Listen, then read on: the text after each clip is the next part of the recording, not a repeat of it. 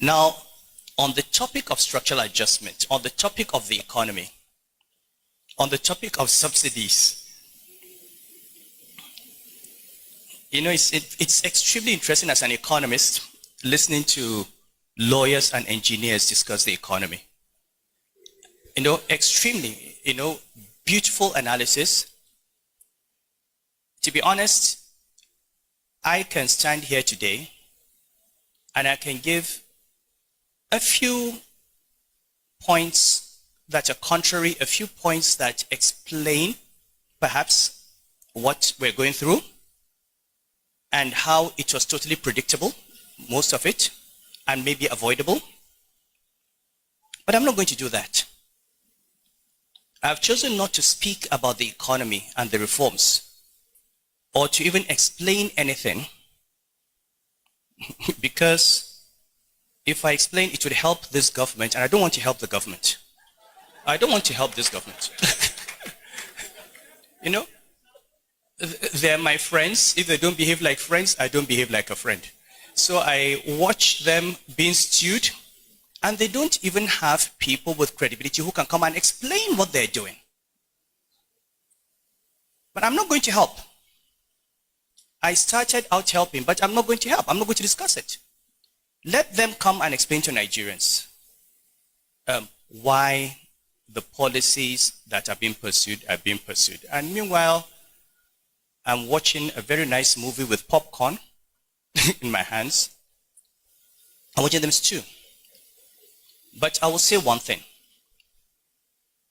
What we are going through today is at least in part, not totally, at least in part, a necessary consequence of decades of irresponsible economic management.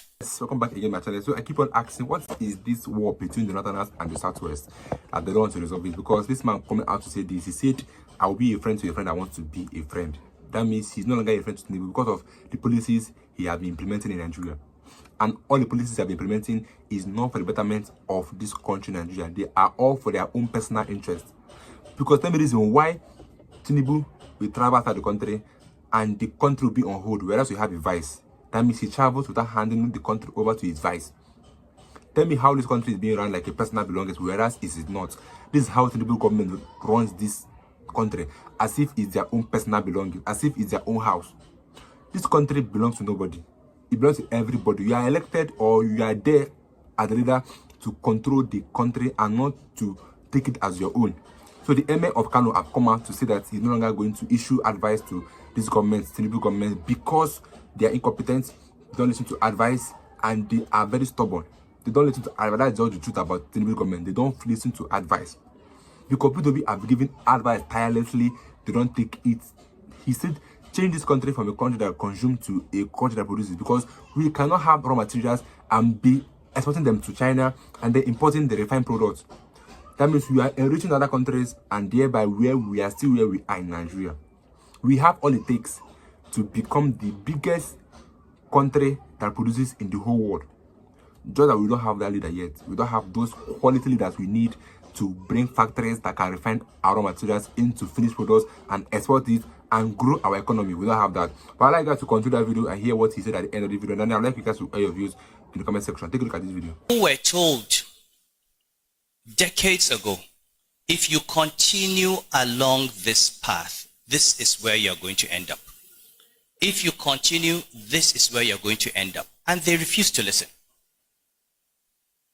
Now, is everything being done today correct? No. But like I said, when I'm ready to talk about the economy, I probably will. For now, I'm here to honor Chief Gani Fawemi. I'm here to remind us all about what he stood for, to ask us, to appeal to us, to plead with us, to go back, like I said recently, to that distinction between who we are and what we are. Who you are those things that Gani was. They're about your values, what you can control, what you are. You're a northerner, you're a southerner, you are rich, you are poor, you are a president, you are an emir. It's what you are. You have two lawyers. One is an honest lawyer with integrity. The other is a thief. Whether that is who he is. You have two governors or two senators or two emirs. At the end of the day, if you're a thief, you're a thief. Whether you're Yoruba or Igbo or Hausa or Muslim or Christian or a lawyer, a thief is a thief. That is who you are. If you're an honest person, if you have integrity, if you have courage, if you have self-discipline, doesn't matter whether you have money or don't have money, whether you have a position or don't have a position, that is who you are. Can we please go back as a country to asking ourselves that question? Who am I truly? You look at your own life. You've gone through many stages of what. I was a student. I was a banker. I was governor of Central Bank. I was an emir. I was a dethroned emir. I'm an emir. That is all what I am. That's all what I am. But I take pride that all the friends who knew me 50 years ago will say I am the same person that they knew 50 years ago. And that is who I am. You may not like it, but that's who I am. Can we please begin to ask ourselves and stop taking pride in these ephemeral, fake things that we have? People get into power, they clothe themselves in power given to them by the Constitution and the law, and they think it belongs to them. People struggle to get into office and they have no idea what to do with it.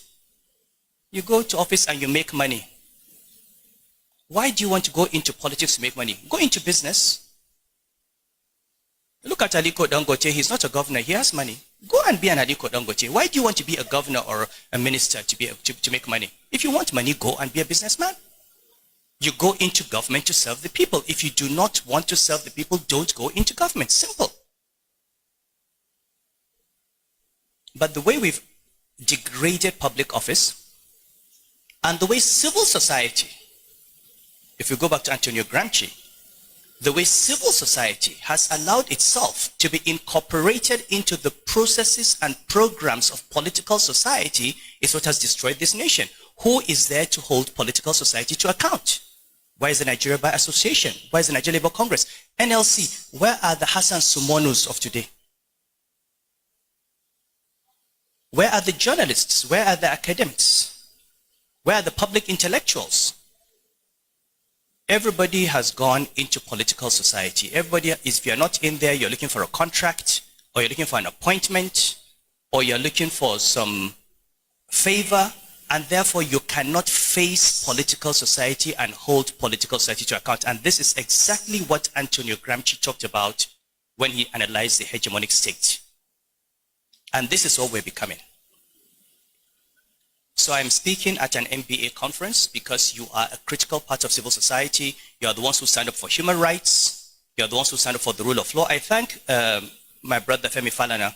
When we had this funny judgment by the Federal High Court, he came out and spoke about it. I'm not a lawyer, but even as a non-lawyer, I know Federal High Court has no jurisdiction on chieftaincy matters.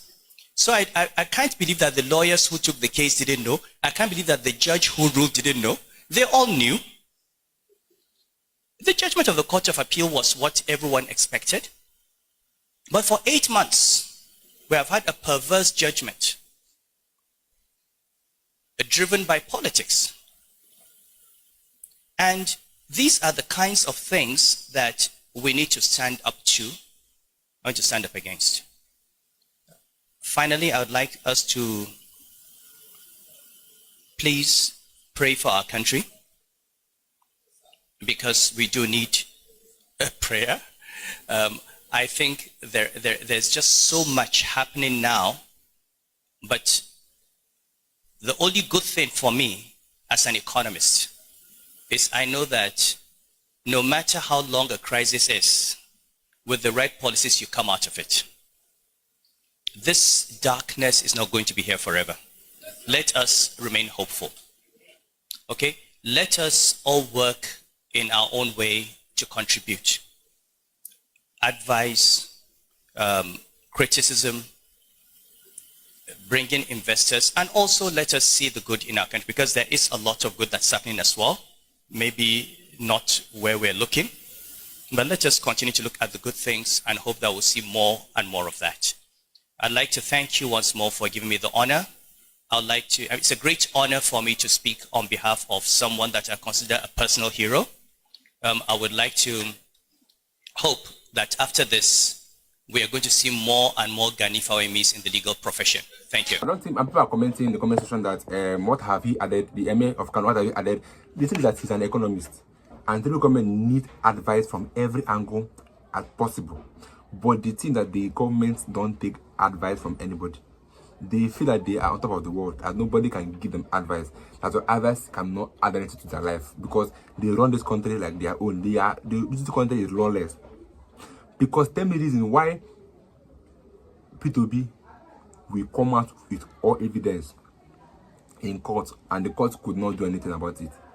Tell me the reason why Supreme Court have given judgment about Nnamdi Kanu's case that he should be let free, but Federal High Court is still holding him, is still charging him in trial.